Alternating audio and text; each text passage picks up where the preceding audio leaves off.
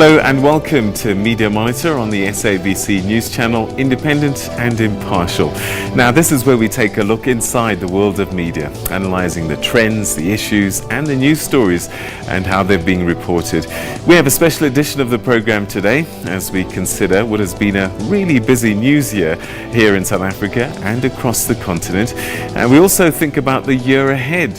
And please don't forget to engage with us on social media using the following hashtag SABC Media Monitor.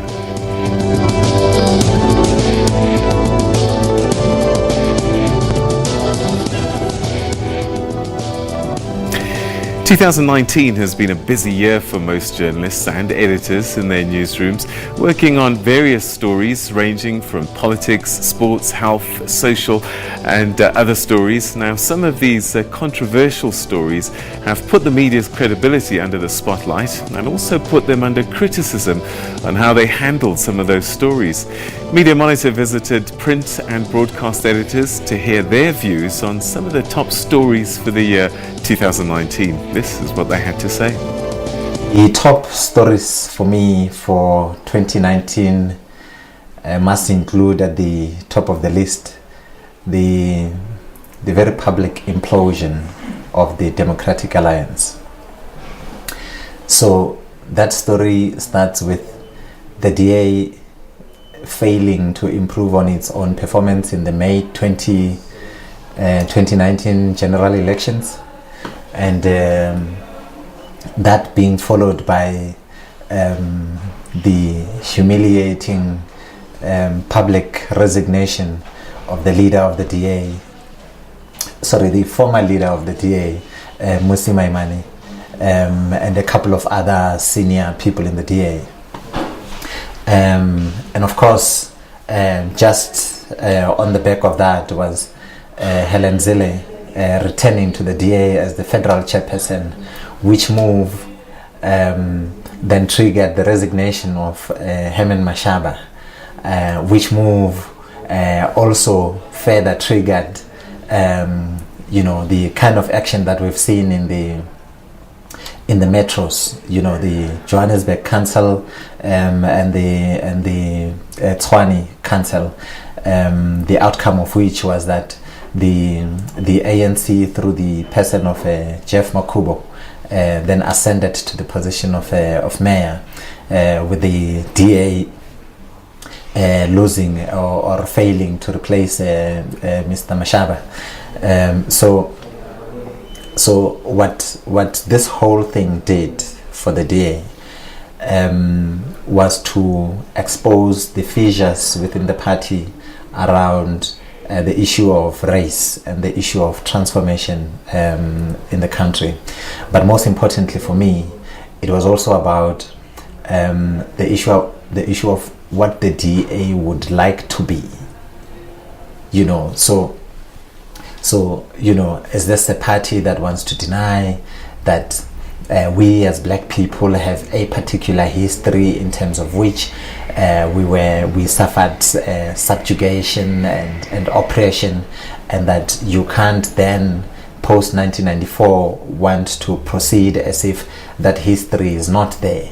So how do we atone? How do we help those who are subjected to this system deemed crime against humanity, to play catch up on many fronts, so for me that's one of the stories.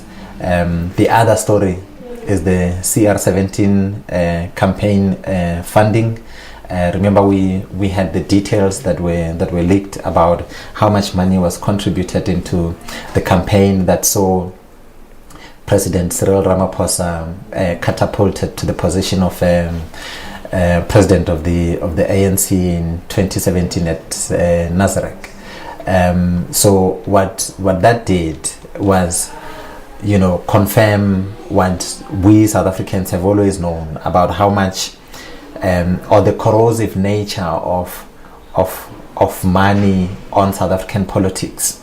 And so it wasn't just for me what is happening in the ANC, but it left many questions, certainly in my mind, but also in the minds of many, about how is money being used, not just in the presidential campaign, but in many different campaigns, including for parties outside of the ANC.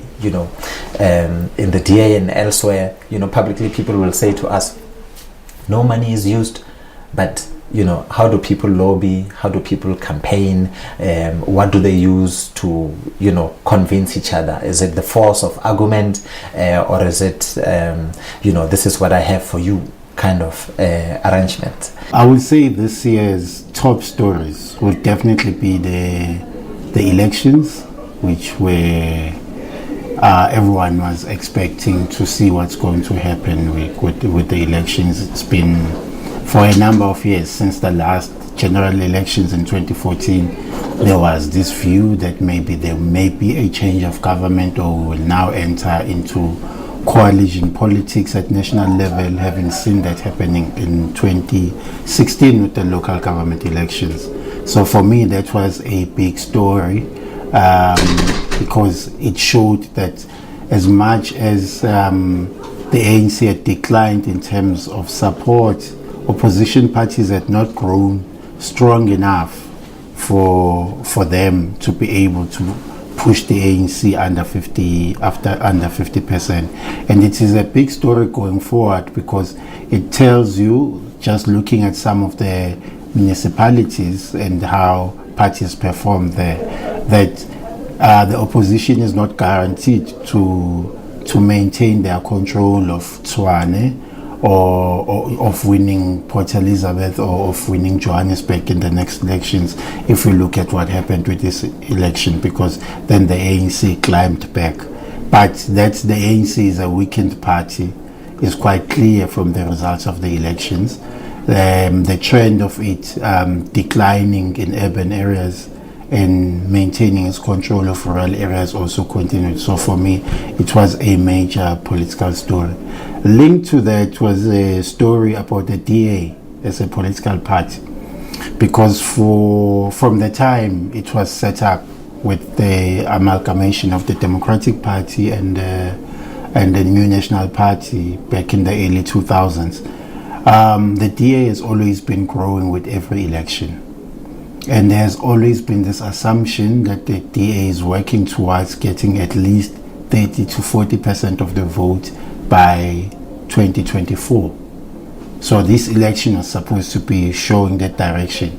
The party declined in terms of its support, and as we all have seen, what happened after that is that we saw a change in leadership that was not expected.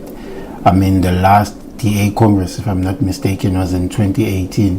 Musi Maimane was re-elected unopposed as leader, and then we get to 2019, it doesn't even finish the term. So that for me has been the second biggest political story, which is linked with the fact that you saw a party like Freedom Front Plus, which was a political party that all of us assumed was dying, suddenly gaining support from white voters, and all of that was linked to the issue of land restitution and expropriation without compensation. Moving from the political front, it is still political, but it is more in terms of government and governance. It's the story around parastatals, especially Eskom, because Eskom has been a major problem in 2019. And there's always been this belief that the problems of parastatals, especially Eskoms, would decrease with a change in government. So everyone assumed that most of the problems were as a result of the Zuma administration, that the Zuma administration was badly handling the Eskom crisis. Under President Cyril Ramaphosa, everyone or most people had an expectation that there would be some sense of agency, there will be strategies to make sure that we don't have load shedding. Yet just before the elections this year, we saw South Africa being plunged into darkness, and we are in that state even now as we come to the close of the year. So it just shows you that even with a new administration, you're still having serious problems in terms of government handling the ESCOM issues. And then in sports, I would say obviously the biggest story has been the Springboks, which well, everyone expected that the All Blacks were going to win the World Cup. They seem to be very dominant, and the Springboks fought very hard. I had actually thought they would go all the way to the semi-final. I didn't see them in the final, and yet they won the World Cup. And the reaction of South Africans to that, I mean, the spirit. The country has had experienced a lot of negativity over the last few months, and it looked like, in terms of the debates that were going on in society, that South Africa had become a polarized country, that we are not finding each other at all. And yet when the World Cup happened, there was that spirit of South Africanness that we had not seen in a very long time coming back to the fore. Whether we are going to keep that in the years going forward, I'm not sure, but it's something that as a society we should be working on. I think the state capture, certainly, it is still a big story. Now the question is, what has transpired at the state capture? Will there be a proper follow-up in terms of people taking responsibility and prosecutions? But clearly it was a big story, and not only in South Africa, but around the world, on the continent, around the world, because multinational companies are involved, and some of them have been implicated, and we expect them to respond. But of course, the prosecution, that must follow. Let's take a break now, and remember, you can talk to us via Twitter, and you can use the handle @SA Media Monitor.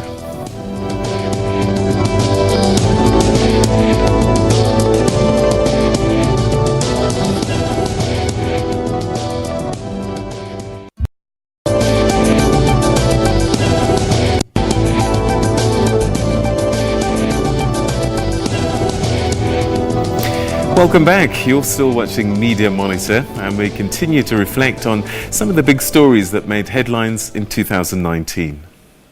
2019, I think there have been quite a number of them. Look, I keep going back to the Zondo Commission. We have seen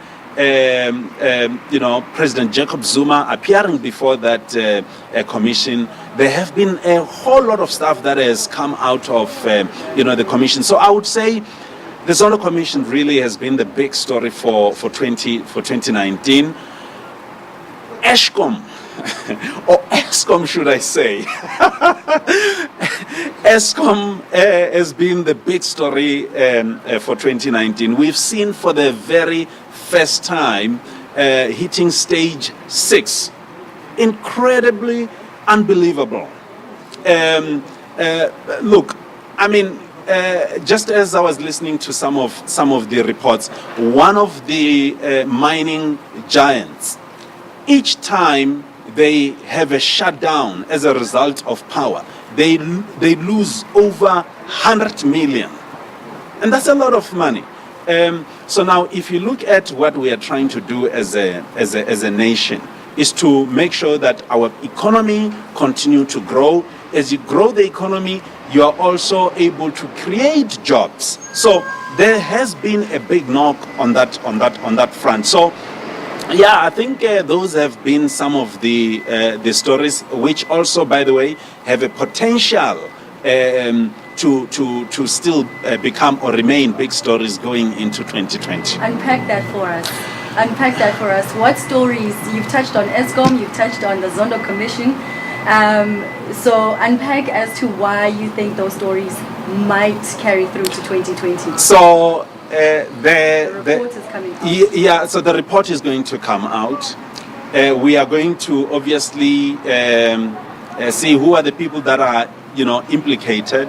What action is it going to be taken against those that have been implicated? So obviously that on its own translates to what I would call running stories. Then they continue.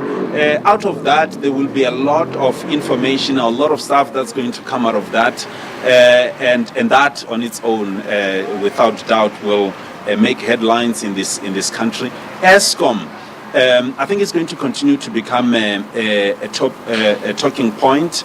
As a matter of fact, as we speak now, there are so many theories. Are these technical related problems? Is it man-made problem? So those are some of the things that, as a matter of fact, as we move forward, there is definitely going to be a lot that will come out of that. You can imagine if we continue with the current situation, if we go to stage 6, shutting down power for 12 hours, which is half of a day. What does it mean to that businessman, whether big or small? What does it mean to our economy? What does it mean to those jobs that we still want to create? Our young people that are in their large numbers, who are today unemployed, where are those jobs going to come from if companies continue to lose money like it has been the case, like what we have seen in recent days? From a tabloid point of view, I think 2019 has been the year of the tiger. But also, I mean, if you want to look at other more interesting and more fun kind of things,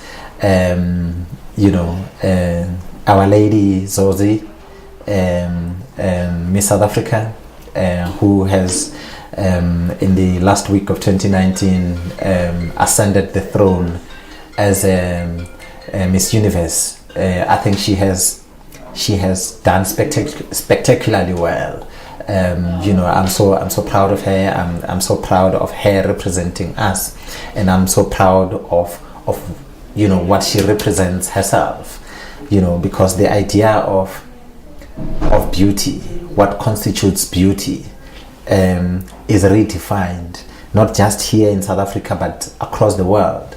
That you need to have straight hair that flows to your neck and shoulders, and she changed all of that, and I think that's a very important thing to note.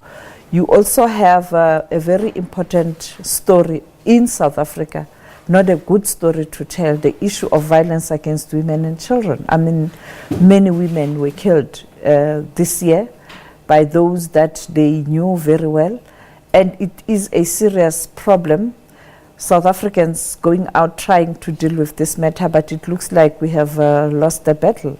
We are hoping that next year better strategies will be adopted to ensure that we deal with that kind of a challenge. More than just being world beaters, the thing for me that really is inspiring is the stories about the various individuals who constitute the team.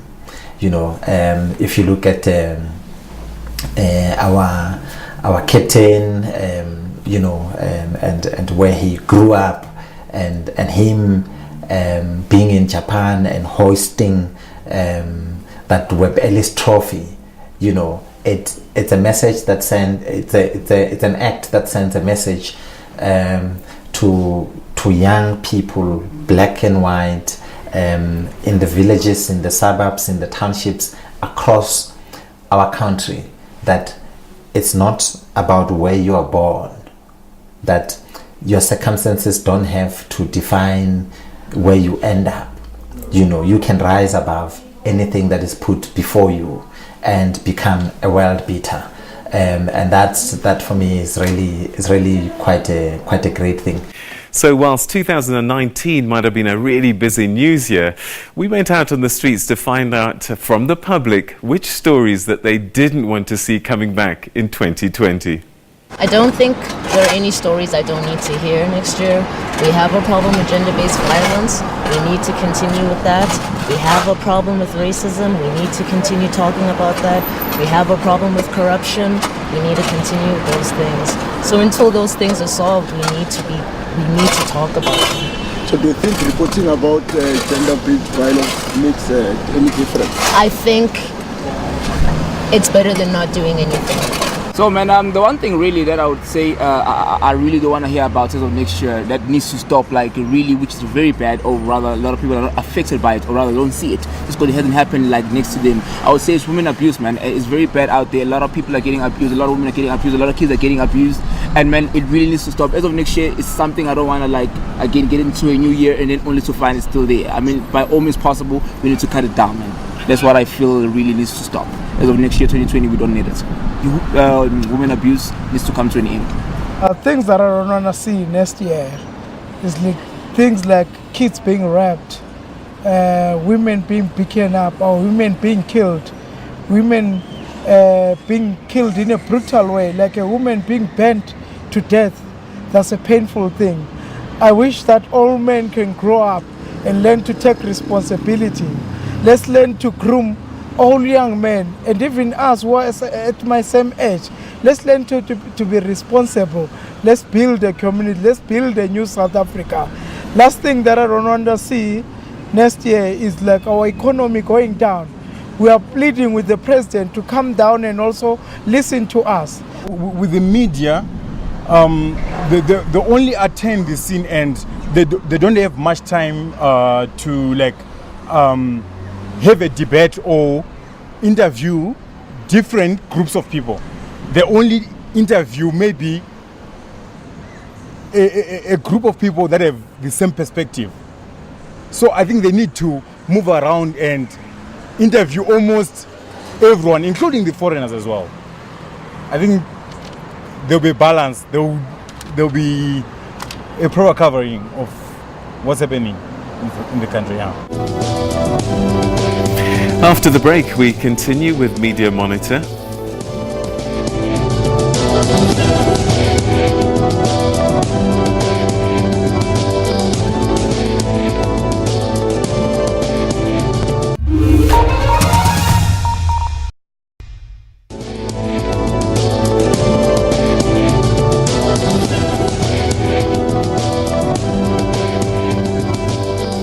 Although there are challenges that are slowly eating away at the credibility of the media industry in the country, there are those who are raising the flag, doing some top investigative journalism in the country.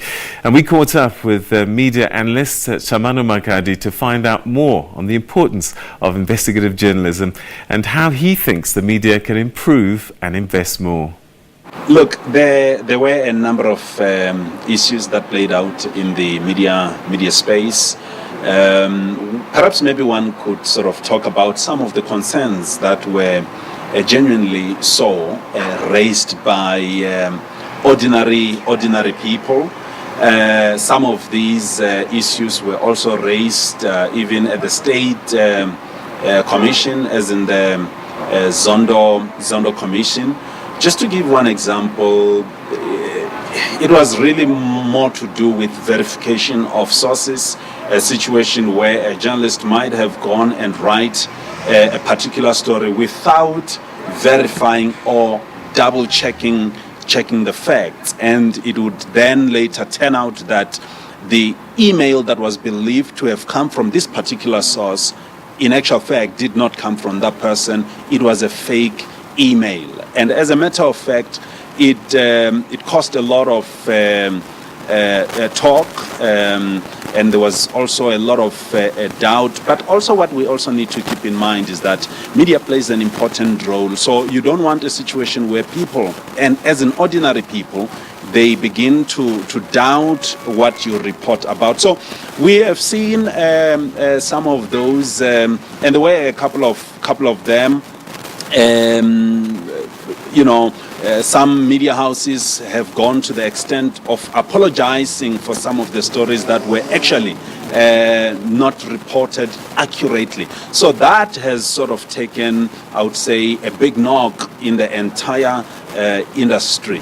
But I'm one who still believes that journalists play an important role in our country. And there are really good journalists in this country, good publications that are doing really fantastic work. So we cannot, as a result of maybe just one rotten potato here and there, and sort of brush everyone with the same paint. Talk to us about the successes that you've noted in 2019. Wow, there have been a number of successes. If you were to talk about the Zondo Commission, for example, if you were just to talk about the Zondo Commission and how it was established, it was the media that kept reporting on some of the, some of those stories that include what is today known as, state capture. The Guptas, amongst other issues that have been covered extensively. So that, for me, I think was really a great success of media's contribution in our democracy, which is, by the way, still very young. We still have a long way to go, and media in that mix plays a very important role. And of course, that role would encompass, amongst other things, to expose, to make sure that people, especially those that are in power, they account for certain things. Today we are sitting with, maybe we'll get to that at a later stage, but we're talking, ESCOM. Load shedding is a very big issue in this country. A lot of stuff has been reported along those lines in as far as investigative journalism is concerned. I would say journalists have to understand that there's a lot of expectation, lots of responsibility, and that goes with trust. We must earn our people's trust. We must earn ordinary people's trust, and that, for me, I think is very important. So those are some of the things that, moving forward, we've got to be thinking about these things, very seriously. It's not really just a matter of having a deadline and you simply just want to get the story out of the way. You've got to do your research and make sure that those sources are verified. There are lots of implications when it comes to, some of these stories, and also the manner in which they are reported. So going into 2020, that cannot be,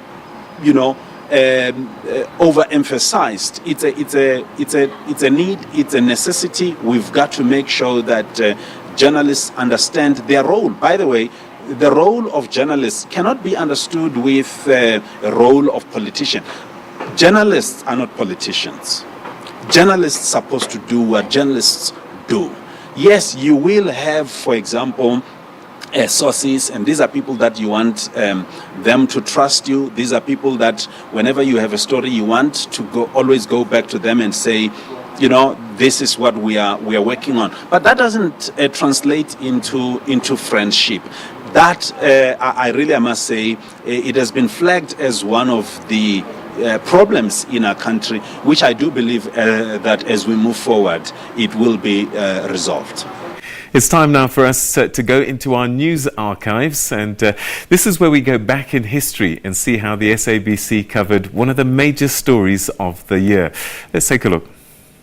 Certain cheap brands of vodka, cane spirit and brandy on sale in the Western Cape have been found to be laced with more than 50 times the safe limit of industrial and pharmaceutical alcohol. Police are concerned about the long-term effects on drinkers who can suffer kidney and eye damage as a result. Ed Herbst reports. Police raided a Cape Town bottling plant after receiving complaints from members of the public who had bought alcohol at city liquor outlets. 65 drums containing methanol were confiscated. The legal limit for alcoholic beverages in this country is 2,000 milligrams of methanol per litre. 6 different brands of cheap brandy, vodka and cane spirits were analysed by the Department of Agriculture's laboratories in Stellenbosch. The tests showed that they contained between 17,000 and 113,000 milligrams of methanol per litre. In the latter case, more than 50 times more than was considered injurious to health. The masterminds of the bootleg booze scam evade excise duty of 120 rands a case by using cheap industrial or pharmaceutical alcohol. In some cases, raw methylated spirit without the blue dye has been used to top up the alcohol content.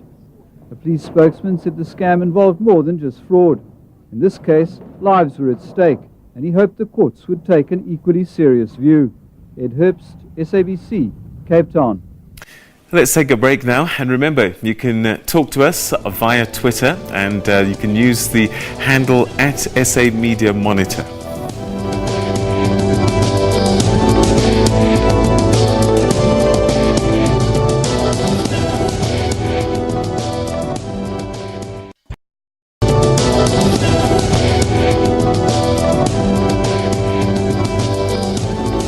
Now, one of the regular features on the program is hearing from our journalists across the continent.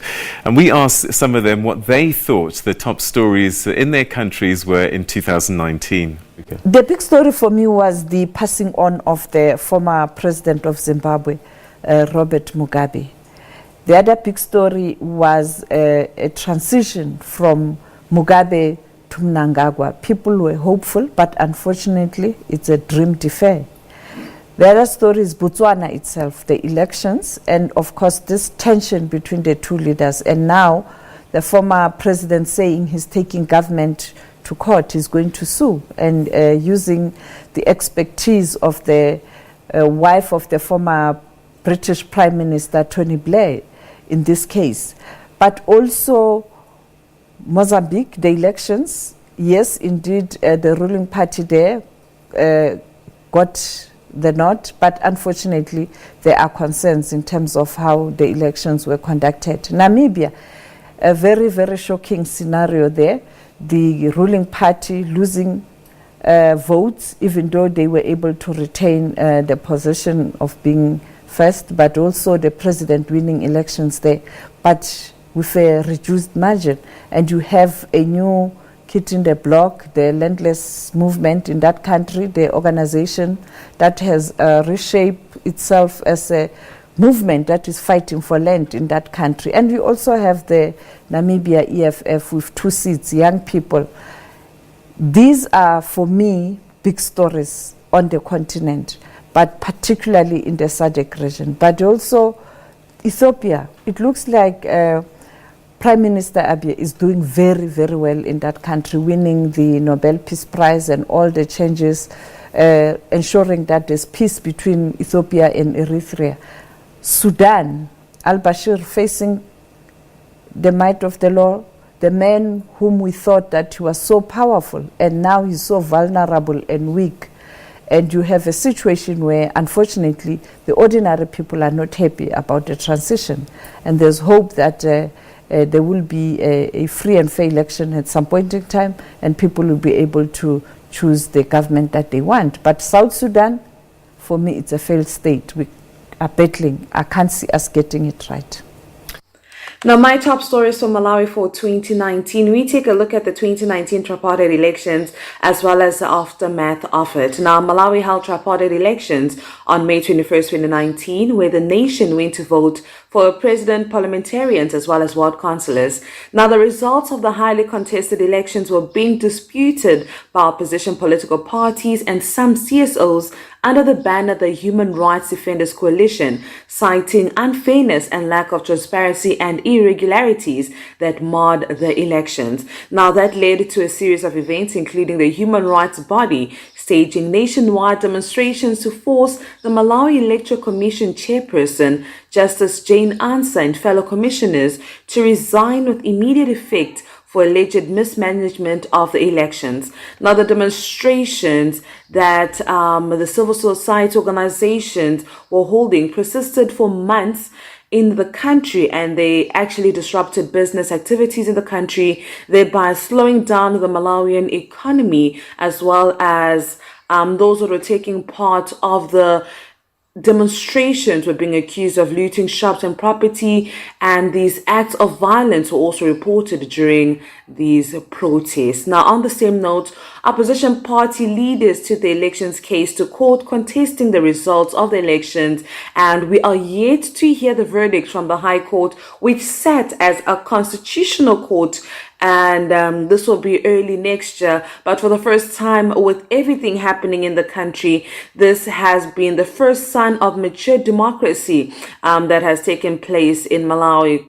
The stories that stood out for me this year is One about the fish rod scandal. We call it the fish rod scandal because a number of people, including 2 ministers, had really captured the fishing industry, which is the third biggest industry in our economy.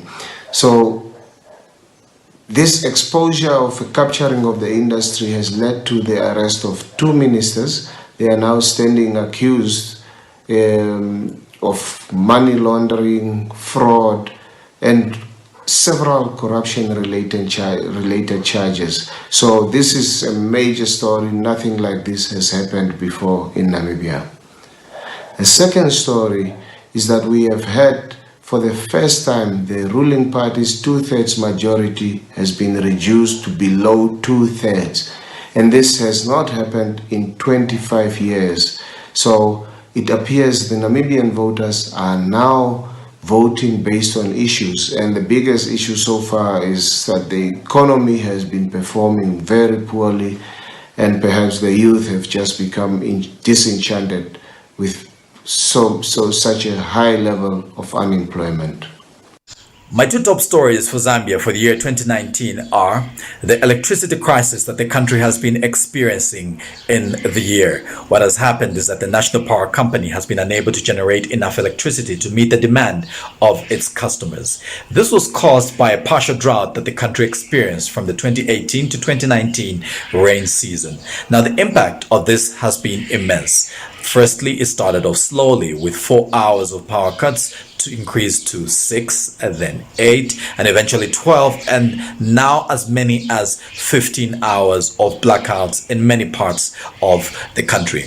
Now, the sort of impact this has had on businesses is that many businesses have had to increase their costs. They've had to resort to using generators or in some cases power inverters, and they have been passing on their costs to the customers. The other story is when Zambian students led by the University of Zambia reacted to the xenophobic attacks in South Africa on foreign nationals living there. Now, the Zambians who reacted to those xenophobic attacks took a long protest march from the University of Zambia, walking over 15 kilometers to the South African High Commission.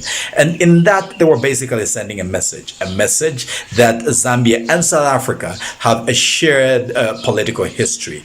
On one side of it is that some of the African National Congress leaders were in exile in Zambia during the apartheid era. One of the prominent leaders who was in Zambia was Oliver Tambo, former President Thabo Mbeki, who resided in Zambia during that period. Now, the Zambian students were basically sending a message that the South Africans, given this shared history, are not supposed to be treating other Africans in the way they were treating them. Media Monitor visited print and broadcast editors to get their feelings on what they think will likely be big stories in 2020. How is President Ramaphosa going to ensure that he is able to turn the situation around, particularly on the issue of the economy? The second important matter is to ensure that our state-owned entities are working very well and are profitable, particularly Eskom. What transpired this year was not good for the economy of the country. And next year, President Ramaphosa and government will have to ensure that it's not business as usual. And I would imagine the state capture will probably capture our imagination again. State capture again, particularly when that report is presented to the president and to the nation. What is the chair of the commission, Deputy Chief Justice Zondo, going to say? And also the accountability and the prosecutions that are going to follow, particularly on those who have been found wanting or perhaps who are fingered in the report and who must take responsibility and perhaps accountability in terms of what transpired in South Africa. Another thing that's dramatic likely to happen in 2020 is that we will see former President Zuma stand trial. So after everything that he has tried to stay away from his trial, I believe that 2020 is the year when we're going to see him not only plead but explain himself before the courts, and the courts eventually take a decision.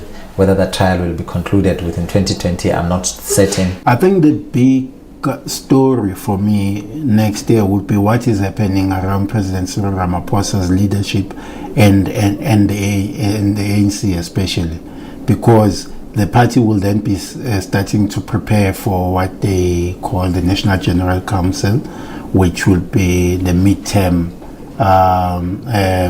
conference of the party, where they discuss policy issues and they review what they decided on at the last Congress in 2017. So I think that will be a major issue, because then the president will have to be going back and account on what they have done since those resolutions were taken in 2017. Yes, there were elections, but did they implement any of the key resolutions, like in terms of land expropriation without compensation and issues like that? So I think it's going to be a major story, and it will be an indicator as to whether by the next ANC conference in 2022, whether the president will be able to be re-elected or not. So for me, that becomes a major story for the year. And also what's happening around parastatals, especially ESCOM and SAA. The president has already said that their intention is to split ESCOM into three. Whether that will happen, whether they will be able to carry that through and be able to prevent load shedding from happening again next year, that I think is going to be a major challenge. SAA nearly collapsed. It was saved by this business rescue process. That is a story to watch as to what is going to happen. Thank you very much indeed for watching this special edition of Media Monitor. From me and the rest of the team, goodbye.